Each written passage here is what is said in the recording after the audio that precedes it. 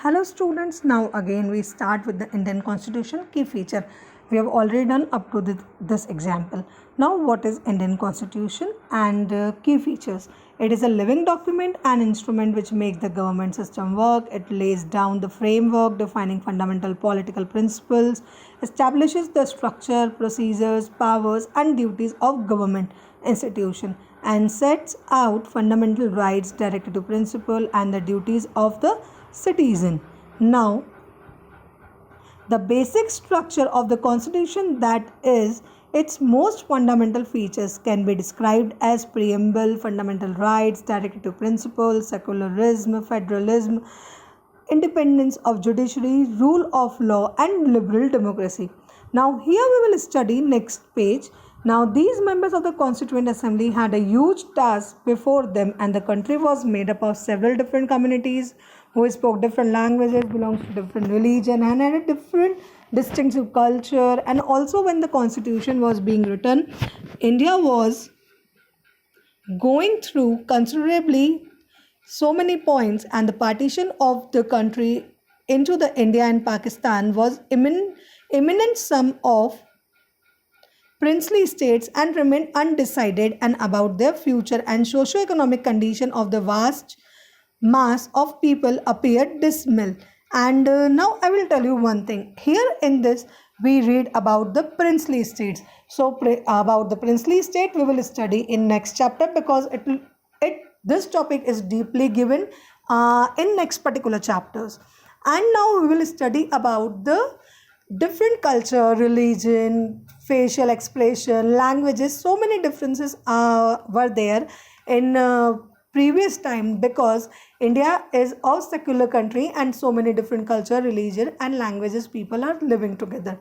So for this, even those people who wrote this constitution, they have concentrated one thing, कि no particular religion will be not suffered from this constitution, and everyone having equal rights to follow their religion properly, and there is no differences on the basis of their caste, culture, creed and gender and their spiritual beliefs, and everyone can follow it properly.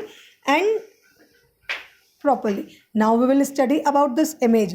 Who is he in this image? This is the picture of Dr. Bhim Rao Ambedkar. He is Baba Saheb Ambedkar. The full name is Bhim Rao Ambedkar.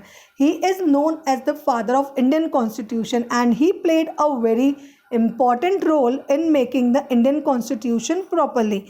And he is the main person who made sacrifices for the betterment of our country. So here we will study about him in deeply in next few chapters. He belongs to Mahar caste family, and he also belongs to Dalit, and who are not having rights to come into even not having rights to enter into the temple, and so many things were there. And in next chapter we will deeply study about this topic. Here we will learn about what he has done for the scheduled caste. He had made one important rights for the scheduled caste. Scheduled caste people also get proper benefits of everything, and they may even get chance to avail all the facilities that is given by the government. Now here we will study about the key features. So many key features are over there in Indian Constitution that we study now onwards. The first one is the Indian Constitution is the lengthiest constitution in the world. The parliamentary form of government, unique blend of rigidity and flexibility, fundamental rights directed to principles, state policy, federation with strong centralizing tendency, adult suffrage and independent judiciary. So many key features are there. Here we will study about the federalism. As you all know, we already study about this topic in class 6th and 7th, but deeply we'll study it here only. So we'll start with the federalism. So what is federalism? Federalism is a system of government in which entities such as states or provinces share power with the national government. The United States government functions according to the principles of federalism. The USA political system evolved the philosophy of federalism. Federalism is a political philosophy in which a group of people are bound together with a governing head in a federation of authority is dividing between the head, for example, the central government of a country and the political units governed by it, for example, the states or provinces of the country. Best definition of federalism is a government in which power is given to Congress directly, a government in which power is under the control of states, a government in which power is divided between state and national level, the government in which power are directly stated in constitution. Now why do we need a federalism?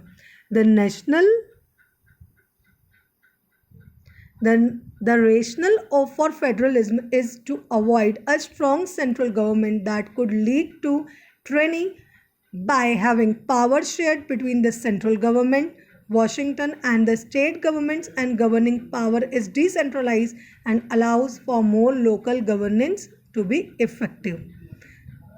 Where do the federalism used? Where is federalism used? Now, federalism is the United States in the constitution division of power between US state governments and the federal government of the United States. Since the founding of the country, the particular with the end of the American Civil War, power shifted away from the states and towards the national government. Now, hope you understand what is federalism. Now, I will read this for you. The vast number of communities in India mean to that system of government needed to be devised that did not evolve only person sitting in the capital city of New Delhi and making decision for everyone. Instead, it was important to have another level of government in the state so that the decision could be made for that particular area. Means the person who is not in the central government maybe can also give their own idea and also take their decision. For this, the power is also divided between two things, that is states and central, and this is also there in organ system of our government. The government is divided in three organs, that is legislative, executive and judiciary, that we will study in next chapter deeply. Okay, so hope you understand what is federalism. Now moving on to the second topic, parliamentary form of government. Now we will